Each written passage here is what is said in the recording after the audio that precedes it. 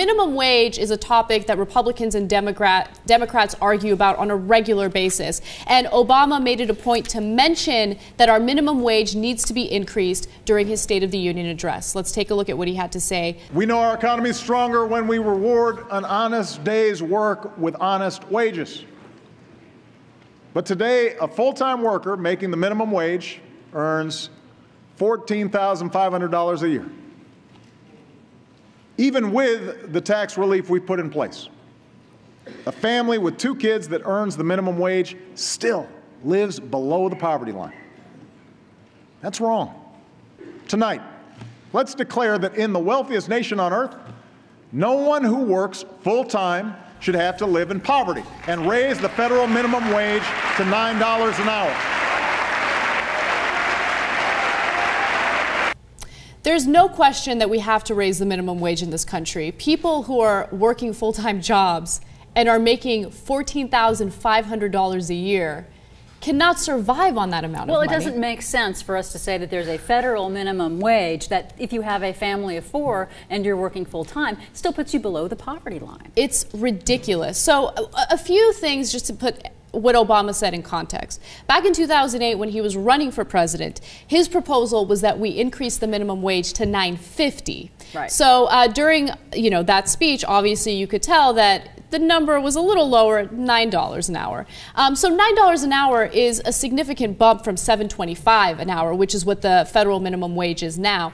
But I feel like it's common sense. It's the importance of the middle class. I mean, you can't have a successful economy if you don't have a middle class that contributes to it, right? Yeah. So if you're making $14,500 a year, you're not going to have disposable income to contribute to the environment, to the economy. To the economy. Right. But you know what I'm saying? Like you want to have some freedom with your money, and you're just trying to survive on $14,500 a year. But what I found also really disgusting, and I find this actually very, very offensive, is the Republicans and the conservative right-wingers basically all saying that, oh, you can't raise the minimum wage, you got to make sure that people don't make enough money to survive or participate in the economy, is what they're essentially saying.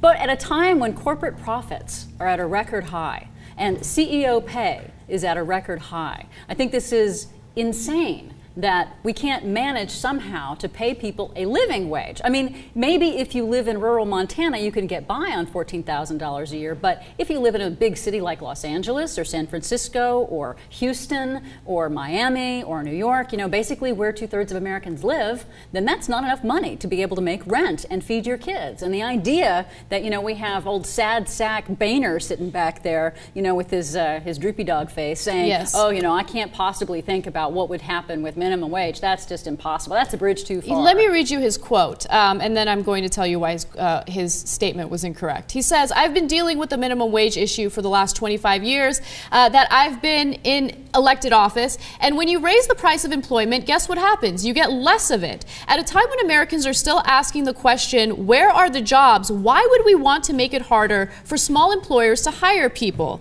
Listen, I've got 11 brothers and sisters on every rung of the economic ladder.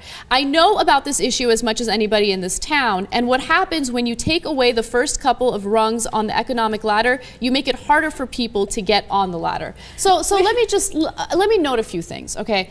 Boehner is part of the problem when it comes to this country, especially when it comes to people living in poverty. So you're saying that people should be able to live off $14,500 a year, get paid $7.25 an hour, but you are not in favor of government programs and social services to keep these individuals off the streets. There are companies like Walmart that pay their employees so little that we literally have to subsidize their company, and we have to pay for the health care of their employees. That should not happen in this country. If you are willing to work full time, you shouldn't have to be on any social program, right? And another thing is, again, going back to the importance of the middle class, it's the basic concept of supply and demand. If your company is making a product, but there is no middle class to purchase your product, you're not going to hire employees. Right. Right? So if you have a great middle class that's out there spending their money, having a good time, buying your product, then you're more likely to employ more people to make more of your product. Well, it's well-established economic data that Yes. the middle class is the engine of the economy in this country. What is it? Consumer spending is something like 70% of our economic activity in the country. And I could be getting that a little bit wrong, but I think I'm pretty sure that it's 70% or 80% that it's consumer spending driven. And so if your consumers can't buy enough, then your economy tanks. And when he talks about taking away how can they get into the middle class if you take away the first rungs of the ladder? Well, minimum wage is that rung of the ladder, and if you actually add a little bit more, you actually add rungs to the ladder. You don't take them away.